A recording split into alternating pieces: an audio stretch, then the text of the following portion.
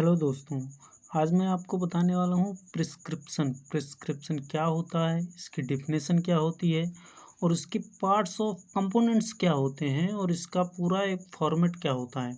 अगर आपने इस ट्रिक को समझ लिया तो आपको प्रिस्क्रिप्शन याद करने की कोई भी ज़रूरत नहीं है। मैं गारंटी देता हूँ कि आपको सिर्फ ये ट्रिक याद करने से, सिर्फ ये फार्मूला देखने से आपको प्रिस्क्रिप्शन एकदम से उँगलियों पर याद हो जाएगा। आपको कोई भी अदर चीज़ें पढ़ने की ज़रूरत नहीं है। जितना आपके कोर्स में है और जितना आपको ज़रूरत है, वो सारी चीज़ें मैंने इसमें इंक्लूड कर दी हैं। तो मैं हूँ डॉक्टर विनोद शुक्ला और आज आपको कुछ अलग तरीके से प्रिस्क्रिप्शन पढ़ाने वाला हूँ। तो जैसा कि आप देख रहे हैं कि ये है प्रिस्क्रिप्शन और प्रिस्क्रिप्शन का जो हिंदी मतलब होता है, वो होता है नुस्खा। प्रिस्क्रिप्शन को हिंदी में नुस्खा कहते हैं। तो बिना टाइम गँवाए अब हम इसकी डेफ़िनेशन को देख रहे हैं कि प्रिस्क्रिप्शन होता क्या है। सबसे पहले हम देखेंगे कि प्रिस्क्रिप्शन होता क्या है। तो जैसा कि आप जानते हैं कि प्रिस्क्रिप्शन एक जो है डॉक्टर द्वारा लिखा हुआ पर्चा होता है, जो फार्मासिस्ट के पास जाता है। तो सिंपल वे में इसको हम इस तरह से समझेंगे कि प्रिस्क्रिप्शन डॉक्टर एवं फार्मासिस्ट के द्वारा मरीज के इलाज का एक माध्यम होता है।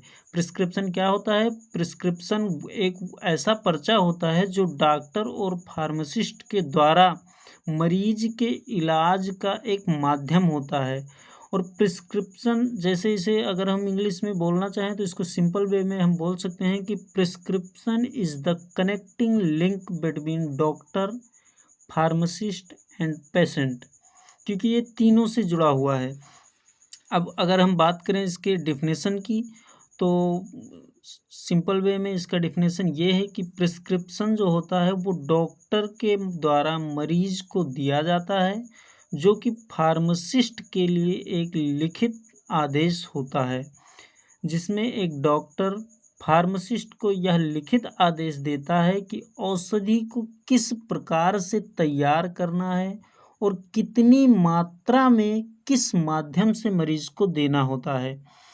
तो प्रिस्क्रिप्शन आई होप आप लोग समझ गए होंगे कि वह क्या होता है। प्रिस्क्रिप्शन डॉक्टर और फार्मासिस्ट के द्वारा एक डॉक्टर द्वारा फार्मासिस्ट को एक लिखा हुआ आदेश होता है, लिखित आदेश होता है, जिसमें डॉक्टर जो है वो प्रिस्क्राइब करता है फार्मासिस्ट को कि कौन सी दवा कितने माध्यम में, किस कंपोजिशन में कौन सी दवा हम जो है पेशेंट को देंगे और किस माध्यम में उसको देंगे, ओरली देंगे या फिर इंजेक्टेबल है या कैसे है, जो है इस प्रकार से उसमें लिखा हुआ होता है। अब होता क्या है कि जो है पार्ट्स ऑफ कंपोनेंट्स हम देख लेते हैं कि पार्ट्स ऑफ कंपोनेंट्स क्या होता है। ठीक है, तो हम देखते हैं कि जो पार्ट्स होता है कंपोनेंट्स के, तो इसमें मेन चीज़ जो 8 मेन पार्ट्स होते हैं प्रिस्क्रिप्शन के, कौन कौन से होते हैं? डेट होता है, सबसे पहले डेट होता है, क्योंकि ये मोस्ट इम्पोर्टेंट्स है। डेट से जो है मरीज को काफ़ी कुछ पता चलता है, मरीज के लिए काफ़ी कुछ पता चलता है कि जो है जो फार्मासिस्ट उस पर्चे को देखता है कि ये कंपोनेंट्स कब का है, तो उसे डेट से ये पता चल जाता है कि ये क्या है। खैर इसके बारे में हम अभी आगे बात करेंगे। उससे पहले हम देखते हैं कि क्या कौन कौन से मेन 8 कंपोनेंट्स होते हैं। सबसे पहले होता है डेट, उसके बाद होता है नेम, एज, सेक्स और एड्रेस ऑफ पेशेंट। पेशेंट का नाम होता है, उसकी उम्र होती है, उसका सेक्स होता है कि उसका लिंग क्या है और उसका एड्रेस भी लिखा होता है। और उसके बाद में होता है तीसरा जो नेम वो होता है पॉइंट, वो होता है कि सुपरस्क्रिप्शन का मतलब होता है शिरोनामा। अब सुपरस्क्रिप्शन जो होता है वो क्या होता है, इसकी डिटेल भी हम आगे बताएंगे। उससे पहले आगे देख लीजिए कि सब्सक्रिप्शन जो इसका चौथा पॉइंट जो होता है, चौथा पार्ट्स, वो होता है इंस्क्रिप्शन। इंस्क्रिप्शन का हिंदी में मतलब होता है लेख। ठीक है, और सब्सक्रिप्शन का मतलब होता है ऑर्डर फॉर पेशेंट्स। सब्सक्रिप्शन में डॉक्टर जो ऑर्डर करता है फार्मासिस्ट के लिए, वो होता है सब्सक्रिप्शन में। सिग्नेचर क्या होता है? सिग्नेचर जो होता है वो ऑर्डर फॉर पेशेंट्स होता है, कि दवा को कैसे क्या करना है, ये भी हम आपको आगे बताएंगे। और रिन्यूअल इंस्ट्रक्शन होता है, उसके बाद में होता है signature, address and registration number of prescriber. ठीक है, अब हम इसको एक एक करके दो दो लाइन में थोड़ा थोड़ा डिफाइन कर लेंगे, ताकि आपको समझ में आ जाए कि मेनली होता क्या है इसमें। तो चलिए बिना टाइम गंवाए हम आपको दिखा देते हैं। तो देखिए, सबसे पहले होता है डेट। डेट में क्या होता है? दिनांक के माध्यम से फार्मासिस्ट को यह पता चलता है कि नुस्खा कब लिखा गया है। इसका मतलब ये होता है कि दिनांक डॉक्टर इसलिए डालता है ताकि फार्मासिस्ट को ये पता चल जाए कि ये प्रिस्क्रिप्शन लिखा कब गया है, ताकि उसे कोई दिक्कत ना हो बनाने में। ठीक है, अब आगे जो दूसरा पार्ट्स होता है उसमें क्या आता है? Name, sex, address of patient. जो दूसरा पार्ट्स होता है प्रिस्क्रिप्शन का, उसमें हम जो है पेशेंट्स का नाम लिखते हैं, उसका सेक्स लिखते हैं, एड्रेस लिखते हैं, और किसी किसी जो है केस में हम उसका वेट भी लिखते हैं। ठीक है, तो ये होता क्या है? इसमें रोगी के नाम, आयु, लिंग तथा पता होने से रोगी के बारे में फार्मासिस्ट को पूर्ण जानकारी मिलती है। जब ये सारी चीज़ें इसमें लिखी हुई होती हैं प्रिस्क्रिप्शन में, तो फार्मासिस्ट को जो होता है वो रोगी के बारे में पूर्ण जानकारी मिल जाती है। तथा कभी कभी वजन भी लिखना ज़रूरी होता है, जैसा कि मैंने अभी बताया कि किसी किसी केस में वेट भी लिखा जाता है। तो होता क्या है, किसी किसी केस में वेट लिखने का मतलब ये होता है कि वजन लिखना ज़रूरी होता है, क्योंकि खासकर बच्चों के केस में इससे दवा की मात्रा तैयार करना या गणना करना सही होता है। इसका मतलब ये है कि किसी किसी केस में जो है हम वेट को भी मेज़र करते हैं, वेट को भी प्रिस्क्रिप्शन में ऐड करते हैं, क्योंकि जो फार्मासिस्ट होता है वो दवा का कैलकुलेशन जो होता है, डोज तैयार करने के लिए जो दवा बनाता है, उस दवा को किस डोज में, किस मात्रा में वो प्रिपेयर करेगा, उसका डोज कैसे कैलकुलेट करके क्लियर करेगा कि इसको किस डोज में दवा चाहिए, वो इसीलिए उसको वेट लिखते हैं, क्योंकि वेट के अकॉर्डिंग ही वो दवा का डोज बनाता है। ठीक है, अब अगला जो पार्ट्स होता है वो होता है सुपरस्क्रिप्शन का। सुपरस्क्रिप्शन जो होता है वो एक लैटिन वर्ड्स होता है, जिसका मतलब होता है यू टेक। ठीक है, और उसका सिंबल होता है RX।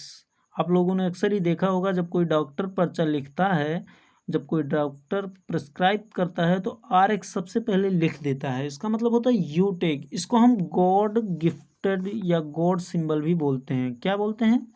God symbol. ठीक है, अब इसे नुस्खा लिखने से पूर्व डॉक्टर द्वारा लिखा जाता है, इसका मतलब गॉड सिंबल होता है, या इसे गॉड सिंबल भी कहते हैं। अब अगला पार्ट जो होता है वो होता है इंस्क्रिप्शन का। चौथा पार्ट होता है इंस्क्रिप्शन का। यह नुस्खे का मुख्य भाग होता है। इसमें औषधि का नाम लिखा हुआ होता है, तथा प्रत्येक औषधि का नाम एक लाइन में उनकी मात्रा के साथ लिखा जाता है। जैसे कि कोई प्रिस्क्रिप्शन लिखा गया है, उसमें इंस्क्रिप्शन जब लिखा जाता है तो इंस्क्रिप्शन में दवाओं का नाम लिखा जाता है। जैसे कि ये हमने कोई भी दवा लिख दी है, तो इसे एक लाइन में ऐसे ऐसे मान लो कि 3 कंपोनेंट्स है किसी प्रिस्क्रिप्शन में। ठीक है, 3 कंपोनेंट्स हैं, तो ऐसे से हमने दवाओं का नाम लिख दिया है, और दवाओं के नाम के सामने ही उसका डोज लिखते हैं कि ये 0.5 ग्राम है, ये 2.2 ग्राम है। ठीक है, और ये 3 ग्राम है। तो इस प्रकार से दवाओं का नाम और उसकी मात्रा उसके सामने ही लिख दिया जाता है। इसे हम इंस्क्रिप्शन कहते हैं। ठीक है, और जो 5वां पार्ट आता है, अगला पार्ट जो होता है वो होता है सब्सक्रिप्शन का। सब्सक्रिप्शन में क्या होता है कि ये जो होता है वो सब्सक्रिप्शन में फार्मासिस्ट को यह निर्देश दिया जाता है कि दवा को किस प्रकार का प्रिपरेशन करना है। सब्सक्रिप्शन जो होता है वो उसमें फार्मासिस्ट को ये निर्देश दिया जाता है कि दवा को किस प्रकार का प्रिपरेशन करना है, मतलब उसकी कितनी खुराक बनानी है और किस मात्रा में बनानी है। ठीक है। अब अगला पार्ट आता है सिग्नेचर का। इसमें मरीज को यह निर्देश दिया जाता है कि दवा का सेवन कैसे करना है।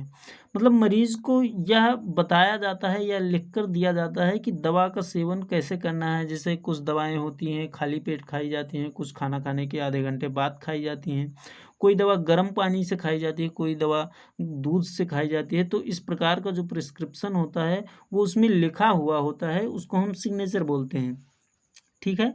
और उसके बाद में रिन्यूअल इंस्ट्रक्शन भी लिखा हुआ होता है।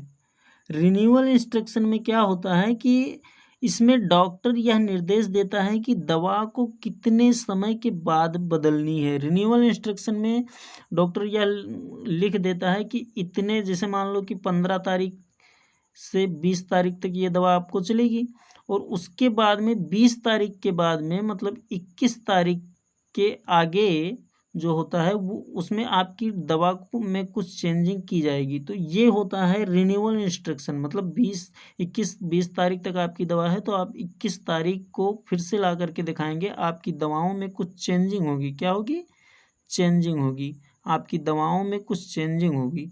ठीक है। अब उसके बाद में फिर क्या होता है? फिर होता है कि signature, address and registration number of prescribe. ठीक है। जो प्रिस्क्राइब करता है, जो डॉक्टर होता है, उसका सिग्नेचर होता है सबसे नीचे, और एड्रेस लिखा हुआ होता है, रजिस्ट्रेशन नंबर होता है, मोबाइल नंबर होता है प्रिस्क्राइबर का, मतलब डॉक्टर का, ये सारी डिटेल भी होती है। अच्छा, अब इसका एक ओवरव्यू हम आपको दिखाते हैं कि ये होता क्या है एक्चुअली में, कैसे लिखा जाता है। जैसे हम आपको एक एग्जांपल दे रहे हैं कि आप लोग ये फॉर्मेट जो है स्क्रीनशॉट ले लीजिए, स्क्रीनशॉट लेकर के देख लीजिए। जैसे सबसे पहले क्या होता है कि नाम लिखा हुआ होता है, जैसे ये शुक्ला नर्सिंग होम लिखा है, लेकिन कोई भी नाम हो सकता है, जो भी जहाँ से भी आप प्रिस्क्राइब करवाते हैं। उसके बाद में लिखा हुआ होता है कि जो ये फ़ोन नंबर लिखा हुआ होता है, इधर साइड में डेट लिखी हुई होती है। उसके बाद में नाम, एड्रेस, ठीक है, नेम ऑफ पेशेंट यहाँ पर लिखा हुआ होता है। उसके बाद में उसका एज लिखा हुआ होता है, उसके बाद सेक्स लिखा हुआ होता है, फिर वेट लिखा जाता है। ठीक है। अब क्या आता है? अब जब इंस्क्रिप्शन लिखा जाता है तो उससे पहले सबसे पहले क्या आता है? सुपरस्क्रिप्शन। इसका मतलब RX। देखिए यहाँ पर RX लिखा हुआ है। ठीक है। RX लिखते हैं, सुपरस्क्रिप्शन हो गया। उसके बाद इंस्क्रिप्शन लिखते हैं। इंस्क्रिप्शन में हम यहाँ पर दवाएं लिखते हैं, दवाओं के सामने उसका डोज निर्धारित करते हैं। उसके बाद में हम फिर सब्सक्रिप्शन लिखते हैं। सब्सक्रिप्शन में ये जो है फार्मासिस्ट को आदेश दिया जाता है कि दवाओं की खुराक कितनी मात्रा में, किस प्रकार से उसे प्रिपेयर करना है। ठीक है। अब उसके बाद में सिग्नेचर होता है। यहाँ पे ये सिग्नेचर होता है कि दवाओं का प्रयोग कैसे करना है, ये मरीज को निर्देश दिया जाता है। फिर लास्ट में जो होता है, लास्ट में रिन्यूअल इंस्ट्रक्शन यहाँ पर डॉक्टर देता है कि कितने दिनों के बाद में दवा बदलनी है। ठीक है। अब उसके बाद में यहाँ पर नाम, एड्रेस, रजिस्ट्रेशन नंबर और मोबाइल नंबर डॉक्टर का लिखा हुआ होता है साइड में। अब इसका आप लोग एक स्क्रीनशॉट ले लीजिए और फॉर्मेट तैयार कर लीजिए। मात्र आपको सिर्फ ये जो मेन पॉइंट है इसे याद रखना है। बाकी चीज़ें मैंने आपको समझा दिया है, याद करने की कोई भी ज़रूरत नहीं है। एक बार आप इसे रिवीजन कर लेंगे तो बहुत ही अच्छी तरह से आप लोग समझ जाएंगे। ठीक है।